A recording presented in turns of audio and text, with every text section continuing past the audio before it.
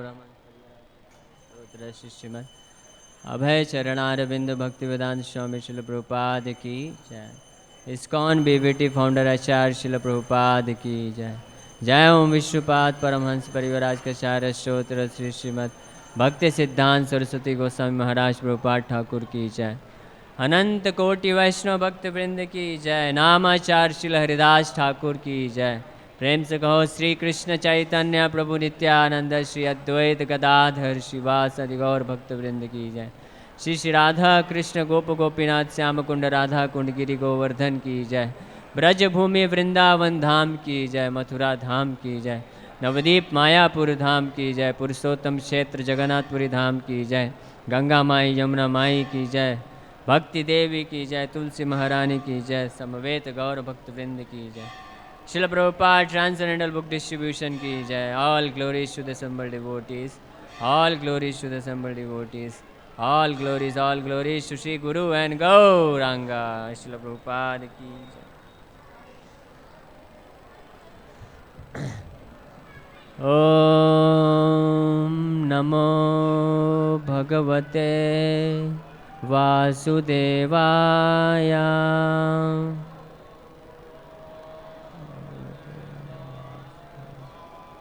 Om Namo Bhagavate Vasudevaya।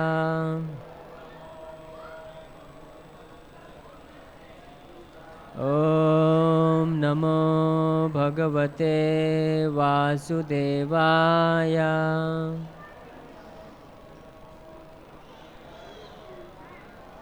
Narayanam namaskritya naram chaiva narottamam देवीं सरस्वतीं व्यासं ततो जयमुदीरयेत्। नष्टप्रायेषु अभद्रेषु नित्यं भागवत सेवया भगवती उत्तमा श्लोके भक्तिर्भवति नैष्ठकी। कृष्णाय वासुदेवाय देवकी नन्दनाय च नन्दगोपकुमाराय गोविन्दाय नमो नमः। हरे कृष्ण।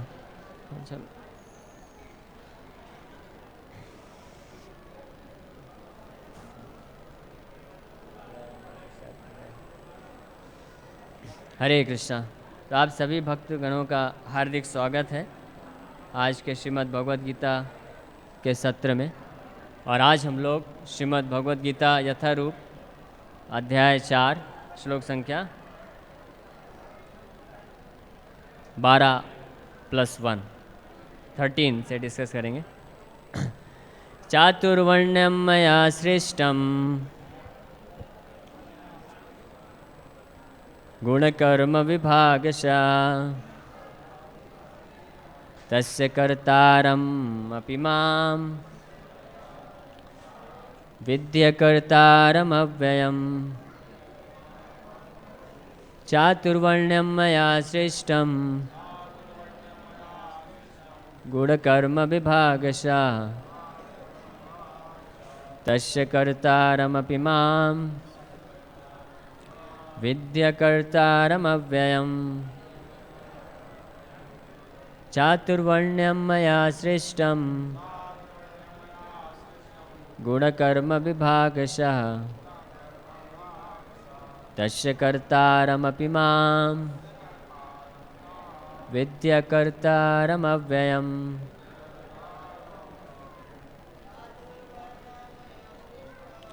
चातुर्वर्ण्यं मया सृष्टं गुणकर्म विभागशः तस्य कर्तारमपि मां विद्यकर्तारमव्ययम्। चातुर्वर्ण्यं मया सृष्टं गुणकर्म विभागशः तस्य कर्तारमपि मां विद्यकर्तारमव्ययम्। चातुर्वर्ण्यं मया सृष्टं गुणकर्म विभागशः तस्य कर्तारमपि मां विद्यकर्तारमव्ययम्। शब्दार्थ, अनुवाद और तात्पर्य श्रील प्रभुपाद जी के द्वारा। हरि बोल। चातुर्वर्ण्यम, मानव समाज के 4 विभाग मया, मेरे द्वारा, श्रेष्ठम, उत्पन्न किए हुए, गुण, गुण, कर्म तथा कर्म का, विभागशः, विभाजन के अनुसार, तस्य, उसका, कर्तारम, जनक, अपि, यद्यपि, माम, मुझको, विद्धि, जानो, अकर्तारम, न करने वाले के रूप में, अव्ययम, अपरिवर्तनीय को। अनुवाद। प्रकृति के तीनों गुणों और उनसे संबद्ध कर्म के अनुसार मेरे द्वारा मानव समाज के 4 विभाग रचे गए। यद्यपि मैं इस व्यवस्था का सृष्टा हूँ, किंतु तुम यह जान लो कि मैं इतने पर भी अव्यय अकर्ता हूँ। तात्पर्य, भगवान प्रत्येक वस्तु के सृष्टा हैं। प्रत्येक वस्तु उनसे उत्पन्न है, उनके ही द्वारा पालित है और प्रलय के बाद प्रत्येक वस्तु उन्हीं में समा जाती है। अतः वे ही वर्णाश्रम व्यवस्था के सृष्टा हैं, जिसमें सर्वप्रथम बुद्धिमान मनुष्यों का वर्ग आता है, जो सतोगुणी होने के कारण ब्राह्मण कहलाते हैं। द्वितीय वर्ग प्रशासक वर्ग का है, जिन्हें रजोगुणी होने के कारण क्षत्रिय कहा जाता है। वणिक वर्ग या वैश्य कहलाने वाले लोग रजो तथा तमोगुण के मिश्रण से युक्त होते हैं और शूद्र या श्रमिक वर्ग के लोग तमोगुणी होते हैं। मानव समाज के इन 4 विभागों की सृष्टि करने पर भी भगवान कृष्ण इनमें से किसी विभाग वर्ण में नहीं आते, क्योंकि वे उन बद्ध जीवों में से नहीं हैं जिनका एक अंश मानव समाज के रूप में है। मानव समाज भी किसी अन्य पशु समाज के तुल्य है, किंतु मनुष्यों को पशु स्तर से ऊपर उठाने के लिए ही उपर्युक्त वर्णाश्रम की रचना की गई, जिससे क्रमिक रूप से कृष्ण भावनामृत विकसित हो सके। किसी विशेष व्यक्ति की किसी कार्य के प्रति प्रवृत्ति का निर्धारण उसके द्वारा अर्जित प्रकृति के गुणों द्वारा किया जाता है। गुणों के अनुसार जीवन के लक्षणों का वर्णन इस ग्रंथ के 18वें अध्याय में हुआ है। यानी 18वां अध्याय पढ़ना अत्यंत आवश्यक है इस श्लोक को पूरी तरह से समझने के लिए। किंतु कृष्ण भावना भावित व्यक्ति ब्राह्मण से भी बढ़कर होता है। यद्यपि गुण के अनुसार ब्राह्मण को ब्रह्म या परम सत्य के विषय में ज्ञान होना चाहिए, किंतु उनमें से अधिकांश भगवान कृष्ण के निर्विशेष ब्रह्म स्वरूप को ही प्राप्त कर पाते हैं। किंतु जो मनुष्य ब्राह्मण के सीमित ज्ञान को लांघ कर भगवान श्री कृष्ण के ज्ञान तक पहुंच जाता है, वही कृष्ण भावना भावित होता है, अर्थात वैष्णव होता है। कृष्ण भावनामृत में कृष्ण के विभिन्न अंशों यथा राम, नरसिंह, वराह आदि का ज्ञान सम्मिलित रहता है। और जिस तरह कृष्ण मानव समाज की इस चातुर्वर्ण प्रणाली से परे हैं, उसी तरह कृष्ण भावना भावित व्यक्ति भी इस चातुर्वर्ण प्रणाली से परे होता है। चाहे हम इसे जाति का विभाग कहें, चाहे राष्ट्र अथवा संप्रदाय का। ओम अज्ञानतिमिरान्धस्य ज्ञानञ्जनशलाकया चक्षुरुन्मीलितं येन तस्मै श्रीगुरुवे नमः। नमो विष्णुपादाय कृष्णप्रेष्ठाय भूतले श्रीमते भक्तिवेदांत स्वामिनिति नामिने। नमस्ते सारस्वती देवे गौरवाणी प्रचारिणे निर्विशेष शून्यवादी पाश्चात्यदेशतारिणे। नमो महावदन्याय कृष्ण प्रेम प्रदायते कृष्णाय कृष्ण चैतन्य नामने गौरतुषे नमः। पंचतत्वात्मकं कृष्णं भक्तरूपस्वरूपकं भक्तावतारं भक्ताख्यं नमामि भक्तशक्तिकं। हे कृष्ण करुणा सिंधु दीनबंधु जगतपते गोपेश गोपिका कांत राधा कांत नमस्तुते। तप्त कांचन गौरांगी राधे वृंदावनेश्वरी वृषभानुसुते देवी प्रणमामि हरिप्रिये। वाञ्छाकल्पतरुभ्यश्च कृपा सिन्धुभ्येव च पतितानां पावनेभ्यो वैष्णवेभ्यो नमो नमः। जय श्री कृष्ण चैतन्य प्रभु नित्यानंद श्री अद्वैत गदाधर शिवासादि गौर भक्तवृंद।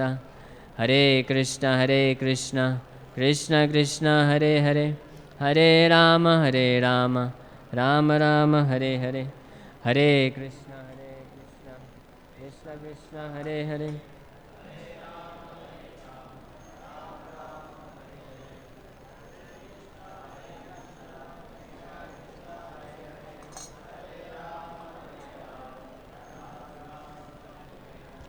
हरे कृष्णा।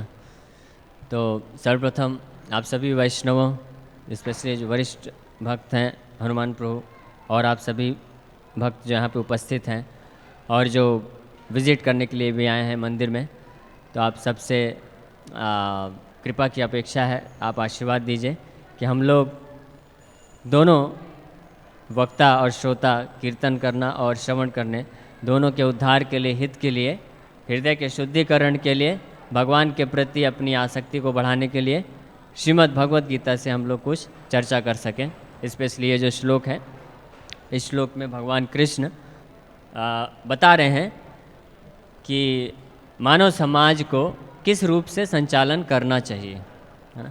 आजकल हम लोग सुनते हैं कि बहुत अलग अलग तरह के ऑर्गेनाइजेशंस होते हैं, फिर उनमें विविध प्रकार के कॉन्फ्रेंसेस किए जाते हैं, जिसमें से हाईएस्ट जो समिट में है वो कौन सा है, United states of America, US, और जो कि कई देशों को मिल के उन्होंने इतना बड़ा ऑर्गेनाइजेशन बनाया है with the sole purpose of creating peace, है ना, शांति को प्राप्त करने के लिए। क्योंकि 2 वर्ल्ड वार हो चुका था, और 2 वर्ल्ड वार होने के बाद उन्होंने क्या देखा कि इतना सारा नुकसान हो चुका है। किस लिए? कोई ख़ास मतलब इतना बहुत बड़ा रिक्वायरमेंट नहीं था, ऐसा नहीं था कि महाभारत के युद्ध के जैसा धर्म की स्थापना करनी थी, उसलिए नहीं। कुछ लोगों के निजी स्वार्थ की पूर्ति के लिए इतने सारे इनोसेंट लोग, जो जनरल पब्लिक है, वो मारे गए थे। महाभारत का युद्ध जो था वो बहुत विशेष था, वो भगवान कृष्ण की इच्छा से धर्म की स्थापना के लिए और आगे आने वाले अनंत अनलिमिटेड जनरेशन्स को लाभ मिल सके, इसलिए वो युद्ध हुआ था। ये ध्यान रखिए, वो कोई एक पर्टिकुलर व्यक्तिगत समाज के लिए या व्यक्ति के लिए या कुछ समय काल के लिए ही को लाभ प्राप्त करने के लिए नहीं हुआ था। उसका प्रमाण क्या है? सबसे बड़ा प्रमाण तो ये भगवत गीता है, जो आज भी हम लोग पढ़ रहे हैं, और भगवत गीता की विशेष कृपा से ही हम लोग अपने जीवन को सुधार पा रहे हैं, संभाल पा रहे हैं। तो वो पर्पस था महाभारत का युद्ध, और वो स्वयं भगवान कृष्ण की इच्छा से हुआ था। लेकिन आजकल जो युद्ध होते हैं उसमें अभी तो आपको पता ही है यूक्रेन और जो चल रहा है, तो उसमें इस तरह के युद्ध में क्या करते हैं वो लोग, जो युद्ध करना नहीं जानते हैं, वही चीज़ आज बता रहे हैं भगवान कृष्ण इस श्लोक में, जो बहुत इंपॉर्टेंट है कि 4 वर्ण, ब्राह्मण, क्षत्रिय, वैश्य, शूद्र, ये 4 वर्ण बनाए गए हैं। ऐसा नहीं है कि जो वैश्य प्रकृति का प्रवृत्ति का है, शूद्र प्रवृत्ति का है या ब्राह्मण प्रवृत्ति का है, आप उसको युद्ध में लगा दो, कोई फ़ायदा नहीं है, वो नुकसान है। और एक्चुअली वास्तव में वो एक बहुत बड़ा एक्सप्लॉइटेशन है, अत्याचार है ना। आप ये सुने होंगे न्यूज़ में कि कैसे किस तरह के लोगों को युद्ध में भेजा गया है। यही चीज़ हुआ था जब वर्ल्ड वार हुआ था।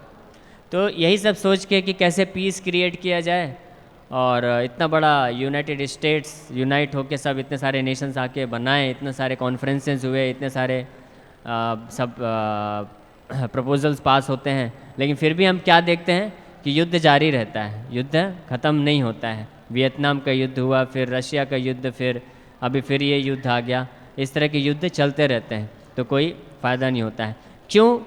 क्योंकि जो इस तरह के जो ऑर्गेनाइजेशंस बना रहे हैं, जो समाज, मानव समाज को चलाने के लिए जो स्ट्रक्चर बनाया जा रहा है, वो ऐसे लोगों के द्वारा बनाया जा रहा है जो कि खुद लेस एक्सपीरियंस्ड हैं, जिनके खुद के पास कंप्लीट नॉलेज नहीं है। कंप्लीट नॉलेज किसके पास हो सकता है?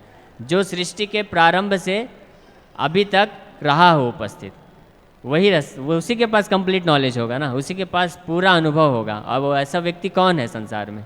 वैसा व्यक्ति संसार में है ही नहीं। वो भगवान ही है केवल, जिन्होंने सृष्टि बनाया है। और एक इस सृष्टि ने, इस सृष्टि के पहले भी कई बार सृष्टि बना के नष्ट करके फिर बना के फिर नष्ट करके, तो उनको ज़्यादा एक्सपीरियंस है, अनुभव है। तो क्योंकि आज के मानव समाज में हम भगवान के द्वारा दिया गया जो ज्ञान है, भगवान के द्वारा जो बताया गया रास्ता है कि किस तरह से ह्यूमन सोसाइटी को प्रॉपर स्ट्रक्चर तरीके से चलाना चाहिए, वो ना फॉलो करके हम खुद के जो सो कॉल्ड इंटेलिजेंट लोग हैं, जो तथाकथित विद्वान कहे जाने वाले लोग हैं, जिनको कुछ 40 साल 50 साल 80 साल का एक्सपीरियंस है, उनके द्वारा बताए गए निर्देशों रास्ते पर हम चलने का प्रयास कर रहे हैं। इसलिए क्या हो रहा है, देयर इज़ केओटिक कंडीशन, है ना, हर जगह उथल पुथल है, कुछ समझ में नहीं आ रहा है क्या करना चाहिए क्या नहीं करना चाहिए, और इसीलिए कोई विश्व शांति को प्राप्त नहीं कर पा रहा है। अगर आप देखें कि विश्व शांति को प्राप्त करने के लिए कितना अथक प्रयास किया गया है पिछले लगभग 100 साल से, लेकिन विपरीत परिणाम मिला है। विश्व शांति प्राप्त करने की बजाय और अशांति हो रही है ना, हो रहा है ना, और लोग डिस्टर्ब हो रहे हैं। पहले तो कम से कम एक्सटर्नली लोग डिस्टर्ब होते थे, है ना, मेंटली तो कुछ पीसफुल होते थे। मेंटली क्यों पीसफुल होते थे, मन से वो लोग शांत क्यों होते थे, क्योंकि वो उनका जो बैकबोन था, ये वैदिक सभ्यता का पालन करते थे लोग। हालांकि कई 100 साल पहले से ही समाज में ये एथिज्म, जो नास्तिकतावाद है, या वैदिक कल्चर को पालन नहीं करने वाली जो गवर्नमेंट है वो स्थापित हो चुकी थी। लेकिन उसके बावजूद भी, जैसे भारत जैसा जो देश है, जहाँ पे इन जनरल जो लोग थे, जो जनता थी, वो अपने लेवल पे, इंडिविजुअल लेवल पे या सोसाइटी के लेवल पे वो वैदिक सभ्यता का पालन कर रहे थे, यानी इन ग्रंथों का अध्ययन करते थे, इसका पाठ करते थे, बताते थे, इसलिए फिर भी लोग संतुष्ट थे और सुखी थे। लेकिन हम आज के समय में देख रहे हैं कि जितना हम इस वैदिक ज्ञान से दूर जा रहे हैं लोग, उतना और ज़्यादा अशांति बढ़ती जा रही है। इसका कारण क्या है, वही कारण है जो मैं बता रहा था आपको, कि हम भगवान जो हमारे परम पिता के समान हैं, समान नहीं है, हमारे परम पिता ही हैं। हमारे जो एक्चुअल मदर फादर हैं वो पिता माता के समान हैं, बट हमारे actual father and mother is Lord Krishna. Lord Krishna से भगवद गीता में भगवान कृष्ण बोलते हैं, अहम बीज प्रदा पिता, कि मैं ही सबका पिता हूँ, मैं भगवान ही सबकी उत्पत्ति करते हैं। तो उन परम पिता भगवान के द्वारा बताए गए रास्ते पर हम नहीं चल रहे हैं, यही कारण है कि हम लोग भटक रहे हैं। और ये जो चातुर्वर्ण मया सृष्टम, यहाँ पे जो श्लोक आया है, चातुर्वर्ण मया सृष्टम गुण कर्म विभागसा, ये scientific division of human society है। ये एक वैज्ञानिक तरीका है, स्ट्रक्चर है। जैसे आप में से कई लोग जॉब करते होंगे, नौकरी करते होंगे, तो आप देखते हैं किसी भी कंपनी में, ऑर्गेनाइजेशन में क्या होता है, एक प्रॉपर डिवीज़न होता है, स्ट्रक्चर होता है, सिस्टम होता है ना, रिसोर्स मैनेजमेंट होता है, ह्यूमन रिसोर्स मैनेजमेंट होता है, और बाकी भी जो रिसोर्सेज होते हैं उनका मैनेजमेंट किया जाता है। तो जो बेस्ट ह्यूमन रिसोर्स मैनेजमेंट है, भगवान के द्वारा ही चालू किया गया था, और उसी जो resource management, human resource management भगवान ने किया था, उसी के अंतर्गत ये एक स्कीम बताया था भगवान ने, क्या, साइंटिफिक डिवीज़न ऑफ 4 वर्ण एंड 4 आश्रमस, 4 वर्ण और 4 जो आश्रम है, ब्राह्मण क्षत्रिय वैश्य शूद्र, ये भगवान ने दिया था। और इन 4 वर्णों के अनुसार और 4 आश्रमों के अनुसार इनके जो रिस्पॉन्सिबिलिटीज़ थी, इनकी ड्यूटीज़, इनका ऑक्यूपेशन, वो भी निर्धारित करके दिया था, भगवान ने दिया। जैसे ऑर्गेनाइजेशन में हम देखते हैं, देखिए डिवीज़न हमेशा रहेगा, स्ट्रक्चर सिस्टम हमेशा बनाना पड़ता है, क्योंकि बिना ऑर्गेनाइजेशन के, बिना सिस्टम के, साइंटिफिक डिवीज़न के हम ग्रुप ऑफ पीपल को लेके एक साथ काम नहीं कर सकते हैं, है ना। ये तो आपको सबको अनुभव होगा। चाहे एक छोटा सा क्रिकेट टीम का ही वो क्यों ना हो, एक टीम ही क्यों ना हो, जिसमें 11 प्लेयर होते हैं, 15 प्लेयर्स होते हैं, तो उस 15 लोगों की छोटी सी टीम को भी मैनेज करने के लिए बनाया जाता है कि ये कैप्टन होगा, ये बॉलर होगा, ये बैट्समैन होगा, ये थर्ड होगा, ये एक्स्ट्रा प्लेयर होंगे, बनाते हैं ना, ऐसे डिविजन्स करते हैं। इसलिए ये कहना कि हम क्लासलेस सोसाइटी चाहते हैं, दैट इज़ नॉट पॉसिबल, वो संभव नहीं है। और दूसरी बात, अगर कोई क्लासलेस सोसाइटी बनाना चाहेगा तो उसका रिज़ल्ट क्या होगा, उसका रिज़ल्ट होगा कयोस हो जाएगा सोसाइटी में। मतलब कयोस समझते हैं ना, उथल पुथल हो जाएगा, समझ में नहीं आएगा किसको क्या करना है क्या नहीं करना है। आप इमेजिन करिए, अगर क्रिकेट खेलने वाले जा रहे हैं लेकिन डिवीज़न नहीं बनाया गया है कि कौन बॉलिंग करेगा, कौन बैटिंग करेगा, कौन कीपिंग करेगा, कौन कैप्टन होगा, तो क्या सिचुएशन होगा, किसके हाथ में बैट जाएगा, किसके हाथ में बॉल जाएगा, कौन विकेट पकड़ेगा। फिर तो वही बात हो जाएगी, जिसकी लाठी उसकी भैंस, जिसका बल्ला वही बैट्समैन। तो फिर क्या सिचुएशन होगा, है ना। तो वही आप इसी को आप एक्सटेंड करके देखिए कि 7 अरब की पॉपुलेशन वाला जो ह्यूमन सोसाइटी है उसको हम बिना क्लासलेस करके हम मैनेज कर सकते हैं क्या? सोचिए, just imagine, it's not possible, ये संभव ही नहीं है। इसलिए तो हम देखते हैं कि हालांकि लोगों ने ये प्रयास किया है कि हम क्लासलेस सोसाइटी बनाएंगे, हम ब्राह्मण, क्षत्रिय, वैश्य, शूद्र ये सब हटा देंगे, एवरीवन इज़ इक्वल, सब कोई एक समान है। इसके बावजूद भी क्लासेस बन जाते हैं। जैसे कम्युनिस्ट कंट्रीज़ जो होती हैं वो बोलते हैं सब समान है, लेकिन उसके बाद भी उनको क्लास बनाना पड़ गया, मैनेजर क्लास, वर्कर क्लास, है ना, उसके बाद भी बनाना पड़ गया। तो क्लास तो बनेगा ही बनेगा, डिवीज़न बनेगा ही बनेगा, क्योंकि सबके फंक्शंस अलग अलग हैं, हर व्यक्ति के गुण अलग अलग हैं। जैसे हमारा शरीर है, इससे कंपैरिजन किया गया है, हमारा शरीर है, आप सोचोगे कि हमारे शरीर का एक एक अंग जो है वो मैं इक्वली ट्रीट करूँगा, तो ये पॉसिबल नहीं है। अगर इक्वली ट्रीट करना है, आप सोचोगे कि ये सारे जो भी डिफरेंट पार्ट्स हैं मेरे शरीर के, सब तो मेरे शरीर के पार्ट हैं, तो भेदभाव क्यों केवल पैर को ही चलना पड़े? ये सर ऊपर बैठे बैठे आराम से मस्ती कर रहा है टोपी लगा के, है ना, इसको भी सबक सिखाऊंगा, तो आप क्या सिर के बल चल सकते हैं? नहीं चल सकते, पैर को ही चलना पड़ेगा। Legs are meant to walk, that is their functional duty. आप ये नहीं बोल सकते कि पैर के ऊपर अत्याचार हो रहा है, नहीं, जो पैर है उसका फंक्शनल ड्यूटी है चलना, और उसके द्वारा ही उसका सेवा लिया जाता है। और सिर का फंक्शनल ड्यूटी है गाइड करना, उसके द्वारा ही वो सेवा देता है। इसी से पूरा बॉडी जो है वो अच्छे तरीके से आगे बढ़ सकता है और आपको सेटिस्फाई कर सकता है, हैप्पीनेस प्रोवाइड कर सकता है। उसी प्रकार से जो ब्राह्मण, क्षत्रिय, वैश्य, शूद्र हैं, ये एक ह्यूमन बॉडी है। Human society means human body collectively. इसका जो हेड है वो ब्राह्मण है, और जो क्षत्रिय हैं, दे आर आर्म्स, प्रोटेक्शन करने के लिए जो हाथ हैं वो क्षत्रिय से कंपेयर किया गया है। वैश्य जो है वो बेली है, पेट है, और जो शूद्र हैं वो लेग्स हैं। हालांकि ये चारों इम्पॉर्टेंट हैं, चारों का अपना महत्व है, अपने अपने फील्ड में इनका सबका इम्पोर्टेंस है, बट जो हेड है that is the most important part, है ना। आप देखिए, बिना हाथ के, बिना पैर के आप किसी व्यक्ति को देख सकते हैं, बिना सर वाला व्यक्ति देखा है क्या? शमशान में ही देखा होगा बस, है ना। तो बिना सर के पॉसिबल नहीं है, बिना पैर के, बिना हाथ के पॉसिबल है, लेकिन बिना सर के और बिना पेट के पॉसिबल नहीं है। तो उसी प्रकार से समाज में भले शूद्र ना हो या क्षत्रिय ना हो तो भी समाज थोड़ा उथल पुथल होगा, चल जाएगा, लेकिन ब्राह्मण के बिना समाज पूरी तरह से उथल पुथल हो जाएगा। अब ब्राह्मण का मतलब क्या होता है? ब्राह्मण मतलब इंटेलिजेंट क्लास ऑफ पीपल। ब्राह्मण का मतलब ये नहीं होता है जो 2 रुपए का जो जनेऊ पहन लेता है ना, ये 2 रुपए का मिल जाएगा, वो ब्राह्मण नहीं है। या ब्राह्मण का मतलब वो नहीं है जो जन्म से ब्राह्मण होता है। इसी बात को क्लियर करने के लिए भगवान कृष्ण बोलते हैं, चातुर्वर्ण्य मया सृष्टम, क्या लिखा है? गुण कर्म विभागसा, जन्म विभागसा नहीं लिखा है, जन्म धागा विभागसा नहीं लिखा भगवान ने, कि जो जन्म से ब्राह्मण है या जिसके पास धागा है वो ब्राह्मण है, ऐसा नहीं लिखा भगवान ने। भगवान क्या बोलते हैं? गुण कर्म विभागसा।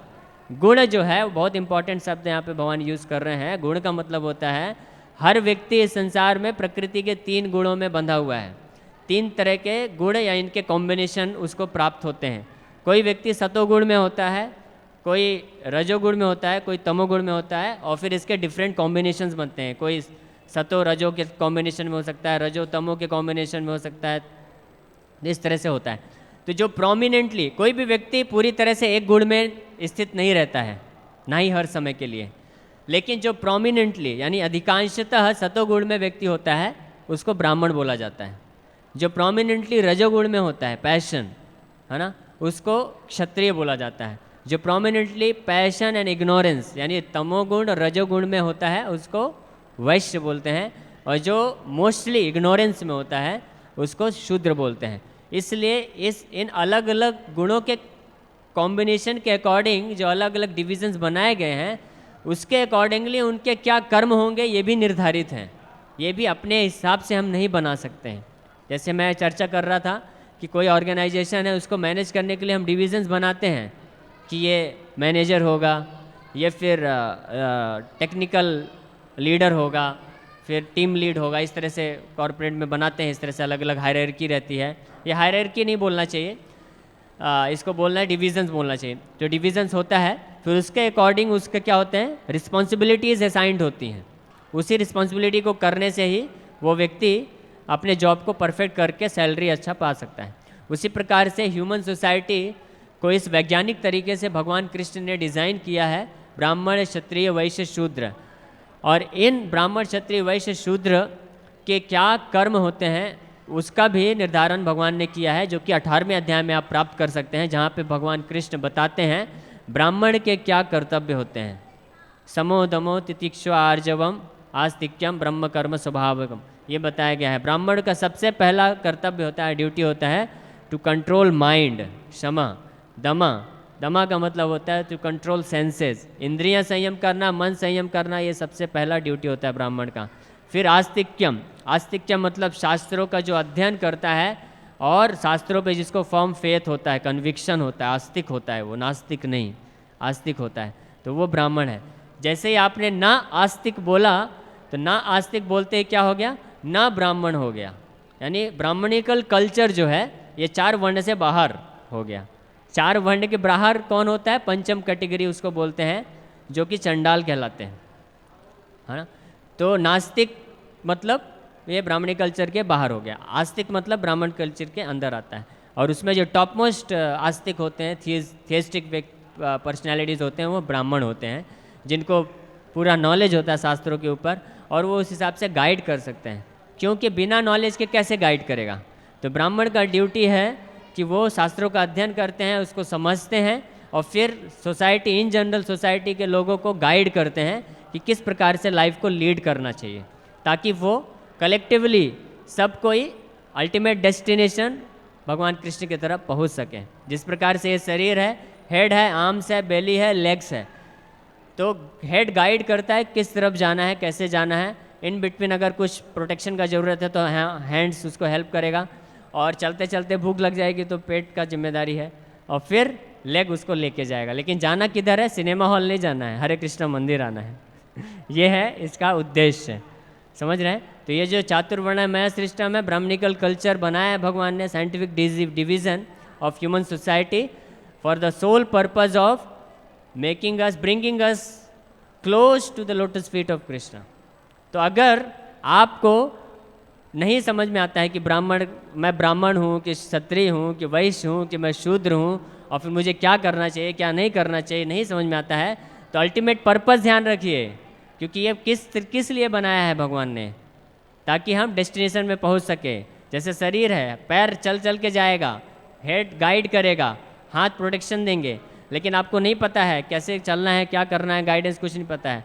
ठीक है, आपका पैर नहीं चल सकता है तो आप गाड़ी में बैठ जाइए, हेड काम नहीं कर रहा है, गूगल मैप खोल लीजिए, यानी किसी और के गाइडेंस ले लीजिए। कहाँ पे जाना है, डेस्टिनेशन क्या है, तो डेस्टिनेशन क्या है कौन बताएगा, अभी बताया मैं। What is the destination, ultimate destination of human society, yes, हाँ, to come to the Radha Ras Bihari, भगवान कृष्ण के पास आना है, ये अल्टीमेट डेस्टिनेशन है। अगर कोई इस अल्टीमेट डेस्टिनेशन को अचीव कर लेता है अपने जीवन में, यानी भगवान कृष्ण के और पास आ जाता है, तो उसका ये जो साइंटिफिक डिवीज़न है ह्यूमन सोसाइटी का जो भगवान ने बनाया है वर्णाश्रम धर्म, उसमें वो परफेक्शन हासिल कर लेता है। That is the perfection of this human civilization, to come close to the supreme lord Krishna. And how we can come to Krishna, close to the supreme lord, भगवान कृष्ण के पास हम कैसे आ सकते हैं, यस, हाँ, वेरी नाइस वेरी नाइस, माता जी ने बहुत अच्छा बताया कि शुद्ध वैष्णव जो है साधु का संगति करके, साधु की संगति से हम भगवान कृष्ण के पास आ सकते हैं। क्यों, क्योंकि भगवान कृष्ण बोलते हैं मैं तो साधुओं के हृदय में रहता हूँ, तो भगवान का वो एड्रेस है, सब लोग लिख के जाइए एड्रेस, भगवान कृष्ण का एड्रेस क्या है, क्या है एड्रेस, एड्रेस क्या है, हाँ, हार्ट्स ऑफ प्योर डिवोटी, शुद्ध वैष्णव का जो हृदय है वही भगवान का एड्रेस है।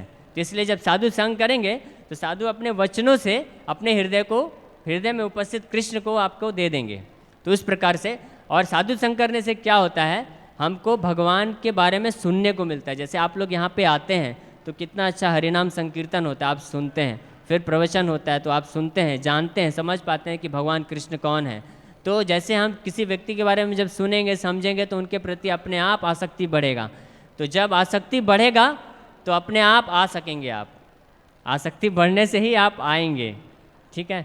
और माया के प्रति आसक्ति बढ़ेगा तो इधर से चले जाएंगे, है ना। वो माया आ सकती है लेकिन जा नहीं सकती है।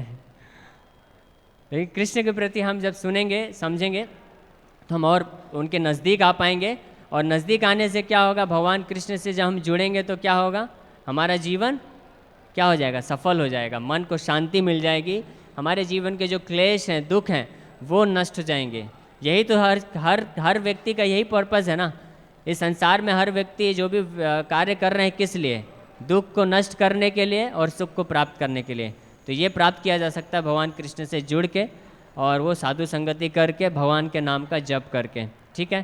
तो इसीलिए अभी भगवान आ रहे हैं आपके समक्ष दर्शन देने के लिए। आप सब स्वागत करिए, खड़े हो जाइए और हाथ ऊपर करके जोर से दोहराइए, हरे कृष्णा कृष्णा कृष्णा हरे हरे, हरे राम राम राम हरे हरे, हरे कृष्णा कृष्णा कृष्णा हरे हरे, हरे राम राम राम हरे हरे, हरे कृष्णा कृष्णा कृष्णा हरे हरे, हरे राम राम राम हरे हरे, हरे कृष्णा कृष्णा कृष्णा हरे हरे, हरे राम राम राम हरे हरे।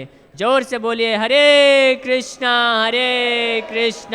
कृष्णा कृष्णा हरे हरे, हरे राम राम राम हरे हरे। जय श्री श्री राधा दास बिहारी ललिता विशाखा गिरिराज गोवर्धन की जय, श्री श्री सीताराम लक्ष्मण भक्त हनुमान की जय, श्री श्री गौर निताय की जय, श्रील प्रभुपाद की जय।